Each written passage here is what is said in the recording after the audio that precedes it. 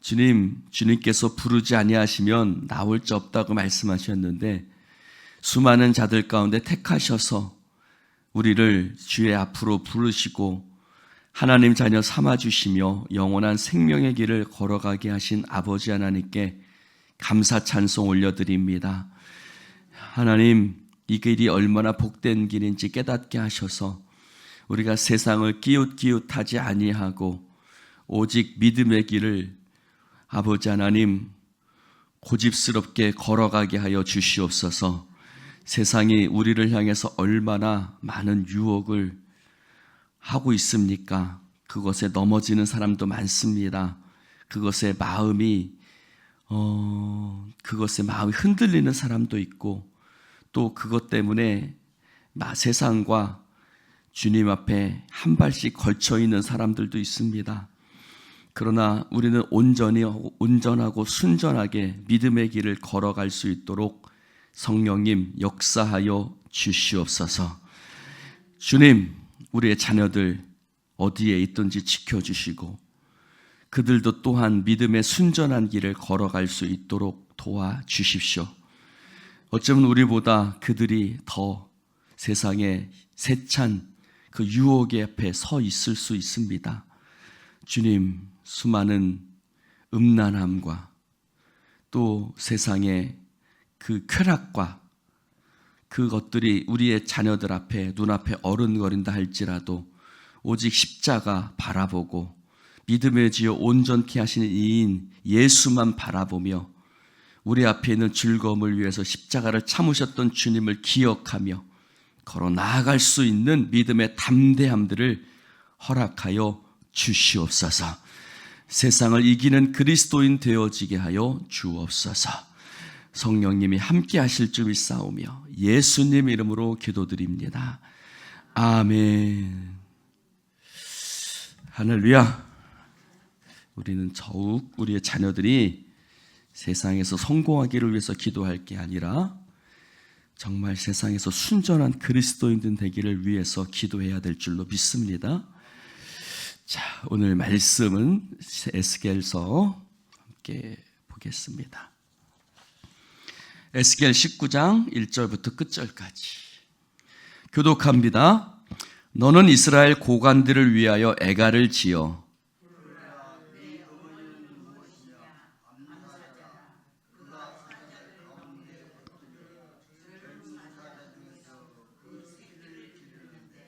그 새끼 하나를 키움에 젊은 사자가 되어 물어뜯기를 배워 사람을 삼킴에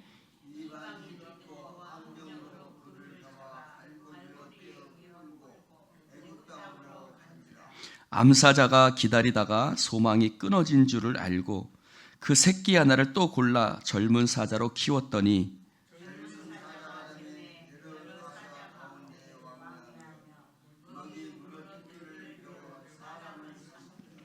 그의 궁궐들을 헐고 성읍들을 부수니 그 우는 소리로 말미암아 땅과 그 안에 가득한 것이 황폐한지라.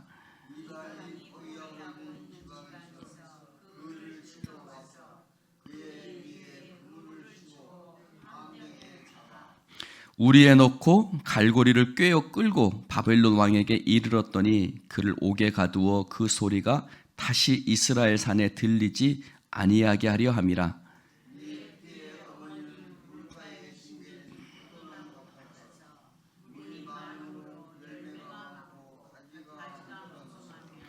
그 가지들은 광하여 권세 잡은 자의 규가 될 만한데 그 하나의 키가 굵은 가지 가운데서 높았으며 많은 가지 가운데서 뛰어나 보이다가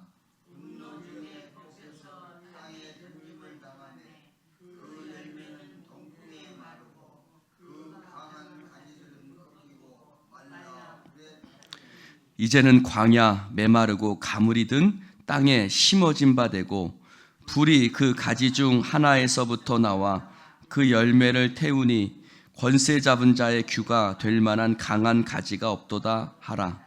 이것이 애가라. 후에도 애가가 되리라. 아멘. 에스겔 바로 앞에는 어떤 책이 있냐면 예레미야, 애가가 있죠. 네, 예레미야도 슬픔의 노래, 애가는 슬픔의 노래죠. 슬픔의 노래를 지어서 불렀습니다. 오늘 하나님께서도 에스겔에게 또한 다시 한번 너는 애가를 지어서 불러라. 누구를 향해서? 이스라엘 고관들을 위하여 애가를 지어 불러라. 여러분, 원래 이스라엘은 왕이 없던 나라죠. 원래 이스라엘은 왕이 없었습니다. 다른 나라, 모든 나라 다 왕이 있었어요. 그러나 오직 이스라엘만은 왕이 없었습니다. 그것은 하나님이 이스라엘의 왕이라는 뜻이었습니다. 오늘 하나님께서 고관들을 위해서 애가를 부르라고 그랬습니다. 여러분, 하나님이 왕이십니다. 그 말은 뭐냐면 내가 왕으로 세워졌을지라도 또는 내가 어떤 오늘 말씀처럼 고관들에 세웠을지라도 나를 세우신 분이 누구임을, 이 나라의 진정한 주인이 누구심을 잊지 말아야 합니다. 여러분, 그것은 교회도 마찬가지입니다. 여러분, 제가 아는 한 교회는 교회에, 그 교회 주보에 담임 목사가 있지 않습니다. 저도 지금 이제 새로 주보를 바꾸면서 이제 그렇게 하려고 하는데 주보에 담임 목사의 이름이 나와 있지 않습니다. 그리고 이렇게 예를 들어서 주일 예배 하면은 거기다가 담임 목사, 설교자, 담임 목사라고 하는데 그렇게 하지 않고 그냥 누구누구 목사 이렇게 기록을 합니다. 왜 그럴까요? 이 교회의 주인이 하나님이시기 때문에 그렇습니다. 그래서 자꾸 되새기는 거예요. 왜 되새겨요? 사람은 자꾸 뭐해요? 잊어먹어요. 사람은 자꾸 잊어먹거든요. 사람은 자꾸 잊어먹어서 자꾸 자기가 주인인 줄 알고 자기가 모든 것을 이끄는 사람이라는 것을 자꾸만 착각하게 만들어요. 사실은 실제로 그렇게 착각하게 만드는 일들이 많거든요. 그래서 자꾸 그런 것들을 잊어먹지 않게 하기 위해서 그런 시스템을 정하고 그런 일들을 정해서 자꾸 스스로 상기시키고 성도들에게도 상기시키는 거예요. 이 교회의 주인은 하나님이시다. 할렐루야. 맞습니까? 틀립니까? 맞습니다. 그들은 하나님이 왕이심을 잊어버린 거예요. 하나님이 왕이심을 잊어버리고 그들은 자꾸 스스로 어떤 생각과 뜻으로 움직이려고 했던 것이죠. 그래서 하나님은 그것을 향해서 이야기를 하시는데 비유를 들어 말씀하시는데 하나는 사자 비유, 하나는 포도나무 비유를 들어서 말씀하고 있습니다. 사자가 있었다. 내 어머니는 무엇이냐? 암사자라. 암사자라는 말은 사자가 아주 강하다는 강하다는 것을 뜻하죠. 하나님께서 다윗의 왕조를 세우셨어요. 여러분, 다윗은 목자였어요. 목동이었어요. 그러나 하나님께서 그를 이스라엘의 왕으로 세우셨어요. 그것은 그가 하나님 앞에 하나님을 기쁘시게 하는 자였기 때문에, 하나님 마음에 합한 자였기 때문이에요. 그가 자격이 있었기 때문이 아니라 하나님께서 그를 암사자로 세우셨고 그를 통해 왕조를 이루셨어요. 그러나 그의 왕조 중에 이제 그의 왕조도 점점 멸망을 향해 가고 있는데 하나는 여호아하스 왕이에요. 여호아하스 왕은 3개월밖에 왕을 하지 못했어요. 하나님께서 애굽 왕 바로 느고를 통해서 여호아하스를 애굽으로 끌고 가게 하셨어요. 여러분, 이 표현에 주목해 보셔야 돼요. 끌려갔다는 게 아니에요. 하나님이 끌려가게 하셨다는 거예요. 우리는 이 표현을 주목해 봐야 합니다. 무슨 말이냐? 하나님이 역사를 주관하시고 하나님이 모든 것을 이끌어 가시는 줄로 믿습니다. 그래서 성경에 보면 그 므낫세의 죄로 말미암아 하나님께서 여호와스를 바르누고로 말미암아 끌려가게 하셨다라고 성경은 기록하고 있어요. 즉 그는 사자가 되어 사람을 삼키고 물어뜯기를 배웠지만 하나님께서 그를 애굽 땅으로 끌고 가게 하셨어요. 또 다른 젊은 사자를 키웠어요. 그 젊은 사자가 또다시 커서 물어뜯기를 배우고 사람을 삼켰어요. 그러나 이방이 포위했다. 누가요? 바벨론이요. 바벨론이 포위하고 느부갓네살 왕이 그를 끌고 가게 했습니다. 여호야긴 왕입니다. 바로 에스겔이 끌려갔던 그 시대, 같이 끌려갔던 그 시대를 이야기하고 있어요. 여러분, 누가 우리를 사자 되게 했습니까? 오늘 포도나무의 비유도 마찬가지예요. 물가에 심겨진 포도나무 같았다고 얘기하고 있어요. 여러분, 다시 한번 말씀드리지만 시편 1편은 복 있는 사람은 여호와의 말씀을 묵상하는 사람이 복 있는 사람이라고. 즉, 여러분, 그들이 왜 복 있는 사람이 됐느냐? 하나님의 말씀 앞에 말씀을 묵상하고 말씀 앞에 순종하는 사람이었기 때문에 그래. 시편 1편 마지막은 뭐라고 그래요? 의인의 길은 여호와께서 인정하시나 악인의 길은 망하리로다. 의인과 악인은 뭐예요? 하나님의 말씀을 순종하고 묵상하고 따라가는 사람은 의인이며 악인은 하나님의 말씀을 따르지 아니한 사람들이 악인인 거예요.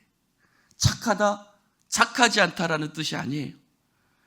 하나님의 말씀 앞에 순종하는 자가 의인이고 결국 그 사람은 복 있는 자가 되어 물가에 심겨진 나무와 같아서 시절을 쫓아 과실을 맺으며 그 잎사귀가 마르지 않는 역사가 일어나는 거예요. 할렐루야. 여러분, 안식일을 다시 한번 공부했어요. 그 안식일 속에서 그런 이 구절, 책에 그런 구절이 나와요. 여러분, 안식한다는 건 복 있는 자잖아요. 그렇죠? 이 험한 세상 속에 안식하고 쉴 수 있다는 것은 복이에요. 수많은 사람들이 노예 생활을 했고, 그러면 그들이 왜 안식할 수 있었을까?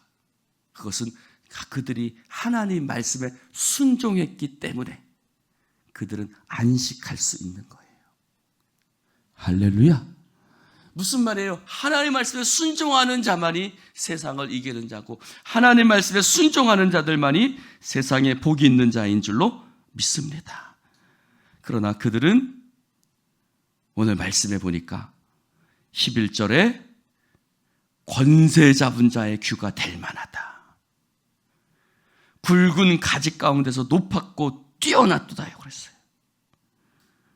여러분, 그 뛰어남과 그 높음이 오히려 그들 가운데 독이 되어서 그들이 뽑혀져 땅에 던짐을 당하였다라고 얘기를 하고 있습니다. 즉 그들은 교만했고 하나님을 의지하지 않았고 하나님은 그 교만한 자를 뽑아서 땅에 던짐을 당하게 하셨다는 거예요. 13절을 한번 볼까요? 13절 한번 읽어봅시다. 시작. 이제는 광야 메마르고 가물이 든 땅에 심어진 바 되고. 10절도 말하고 있어요. 10절도 뭐라고 부르었어요? 내 피의 어머니는 물가에 심겨진. 그렇죠? 심겨진. 13절은 심어진. 누가요? 하나님이요.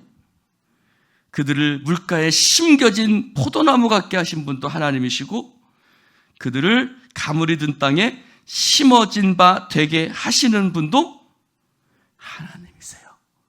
우리의 생사화복은 하나님이 주관하시는 줄로 믿습니다. 이스라엘의 역사를 이끌어 가시는 분은 하나님이세요. 우리의 역사를 이끌어 가시는 분도 하나님이세요. 우리의 가정을 이끌어 가시는 분도 하나님이세요. 그 모든 역사를, 우리의 삶을 이끌어 가시는 그 하나님 앞에 합한 자가 되시기를 주님의 이름으로 축원을 드립니다. 하나님 마음에 합한 자 될 때 목자가 왕이 될 수도 있는 거예요. 그러나 하나님을 버리고 따라갈 때 사울처럼 왕이지만 죽임을 당할 수도 있는 거예요. 우리의 생사복은 결국 우리가 하나님의 말씀 앞에 순종하느냐 순종하지 않느냐. 여러분, 오늘도 우리의 삶이 하나님 앞에 믿음으로 순종하는 삶을 살아갈 수 있기를 주님의 이름으로 축원을 드립니다. 여러분, 그게 복이 있는 길이에요. 그게 복이 있는 자의 길이에요. 신명기서 28장은 우리가 말하고 있지 않습니까? 너희들이 하나님의 말씀을 믿고 따르면 들어가도 복을 받고 나가도 복을 받을 것이고 떡반죽 그릇도 복을 받을 것이지만, 그러나 네가 하나님의 말씀에 버리고 말씀에 순종하지 않을 때 네가 어디를 가든지 적들이 와서 한 길로 왔을지라도 네가 7길로 쫓아게 나갈 것이다. 사랑하는 성도 여러분, 오늘도 하나님 앞에 복이 있는 길을 걸어갈 수 있기를 주님의 이름으로 축원을 드립니다. 기도합시다. 하나님 아버지, 감사합니다.